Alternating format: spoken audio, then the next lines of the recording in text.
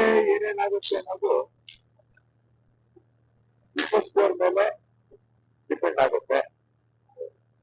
ಎಲ್ಲರೂ ಶಿಕ್ಷಕರು ಅಥವಾ ಬೇರೆ ಬೇರೆ ಅವಕಾಶ ಇರ್ತಲ್ಲ ಅವ್ರಿಗೆ ರೈಲ್ ಮಾಡೋದಕ್ಕೆ. ಮತ್ತೆ ಕಬ್ಬಿಂದು ಸಮಸ್ಯೆ ಅದು ಕೂಡ ಪರಿಹಾರ ಸರ್ಕಾರ ಆಕರ್ಷಿತವನ್ನು ಮಾಡಿದೆ. ಮತ್ತೆ ಮೆಕ್ಕೆಜೋಳದ್ದು ಕೂಡ ಪ್ರಾಬ್ಲಮ್ ಸಾಲ್ವ್ ಆಗಿದೆ. ಬಿಟ್ರೆ ಉಳಿದಾಗ ನೋಡೋಣ ಏನೇನು ಅವ್ರು ಕೇಳ್ತಾರೋ ಅದಕ್ಕೆ ನಮ್ಮ ಸರ್ಕಾರ ಸದಾ ಸಿದ್ಧವಾಗಿರುತ್ತೆ. ಮತ್ತು ವಿಶೇಷವಾಗಿ ಬೆಳಗಾಂ ಸೆಕ್ಷನ್ ಅಲ್ಲಿ ಈ ಭಾಗದ ಸಮಸ್ಯೆಗಳಿಗೆ ಹೆಚ್ಚು ಒತ್ತು ನಮ್ಮ ಸರ್ಕಾರ ಕೊಡುತ್ತೆ. ಈಗ ಸರ್ಕಾರ ರೈತ ವಿರೋಧಿ ಸರ್ಕಾರ ಅಂತ ಬಿಜೆಪಿ ಇವತ್ತು ಈಗ ಬಿಜೆಪಿಯವರು ರೈತ ವಿರೋಧಿ ಸರ್ಕಾರ ನಮ್ಮ ಸರ್ಕಾರದ ಬಗ್ಗೆ ಮಾತಾಡ್ತಾರೆ.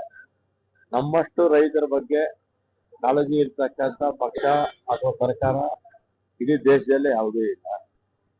ಬಿಜೆಪಿ ಸರ್ಕಾರ ಯಾವತ್ತೂ ಕೂಡ ರೈತರ ಪರ ಇರಲಿಲ್ಲ.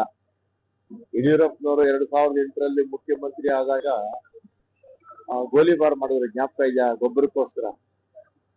ಅದಾದ್ಮೇಲೂ ಕೂಡ ರೈತರ ಸಾಲ ಮನ್ನಾ ಮಾಡಲಿಲ್ಲ ಅವರು. ಆಮೇಲೆ 2008ರಲ್ಲಿ ಮ್ಯಾನಿಫೆಸ್ಟೋದಲ್ಲಿ ಬಿಜೆಪಿ ಮ್ಯಾನಿಫೆಸ್ಟೋದಲ್ಲಿ ರೈತರ ಸಾಲ ಮನ್ನಾ ಮಾಡ್ತೀವಿ ತೆಗಿದ್ರು.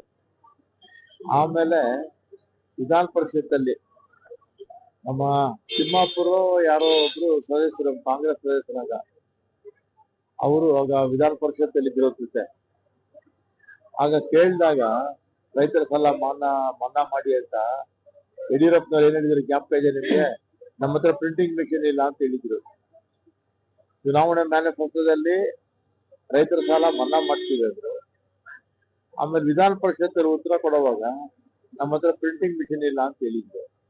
ಆಮೇಲೆ ಹಿಂದೆ 2 ಬಾರಿ 2008ರಿಂದ 13, 19ರಿಂದ 23ವರೆಗೂ ಇದ್ದಂತ 9 ವರ್ಷಗಳ ಅವಧಿಯಲ್ಲಿ ಸಮ್ಮಿಶ್ರ ಸರ್ಕಾರ ಸೇರಿಸಿದ್ರೆ 10 ವರ್ಷ ಆಗುತ್ತೆ. ಇವರು ಯಾವತ್ತೂ ಕೂಡ ರೈತರ ಪರ ನಿರ್ಣಯಗಳು ತಗೊಳ್ಳೇ ಇಲ್ಲ. ರೈತರ ಪರವಾಗಿ ನಿರ್ಣಯಗಳನ್ನ ತಗೊಂಡಿದ್ದು ನಾವು. ಕೇಂದ್ರ ಸರ್ಕಾರ ಜವಾಬ್ದಾರಿಯಿಂದ ನುಡಿಸ್ಕೊಳ್ಳುತ್ತೆ.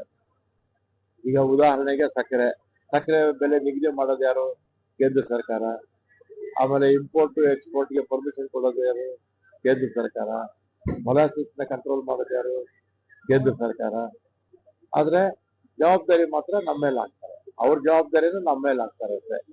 ಅವ್ರು ಏನೇ ಹೇಳ್ಕೊಂಡ್ರು ಕೂಡ ನಮ್ಮ ಪಕ್ಷ ಕಬ್ಬಿನ ವಿಚಾರವಾಗಿರ್ಬೋದು ಅಥವಾ ಮೆಕ್ಕೆಜೋಳದ ವಿಚಾರದಲ್ಲಿ ಸಮರ್ಥವಾಗಿ ನಮ್ಮ ಸರ್ಕಾರ ನಿಭಾಯಿಸಿದೆ. ಸರ್, ಈಗ ಸರ್ಕಾರದಲ್ಲಿ 5 ವರ್ಷ ಯಾರು ಸಿಎಂ ಆಗ್ತಾರೆ?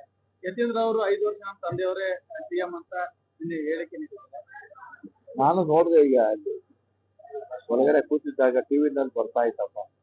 ನೀನ್ ಯತೀಂದ್ರ ಅವರು ಬರ್ತಾರಲ್ಲ, ವಿಧಾನ ಪರಿಷತ್ ಸದಸ್ಯರಲ್ವಾ, ನೀವು ಅವ್ರನ್ನೇ ಕೇಳ್ಕೊಳ್ಳಿ. ಅಲ್ಲ ಸರ್, ಮುಂದುವರಿತಾರ?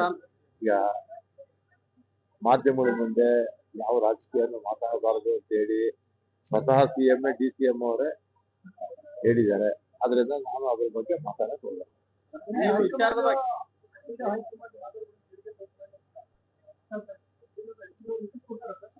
ಎಲ್ಲ ಮುಖ್ಯಮಂತ್ರಿಗಳು, ಉಪಮುಖ್ಯಮಂತ್ರಿಗಳು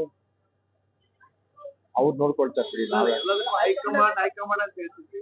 ಇಲ್ಲಿ ಈ ತರ ಮಾತಾಡೋದ್ರಿಂದ ಆಗಲ್ವಾ?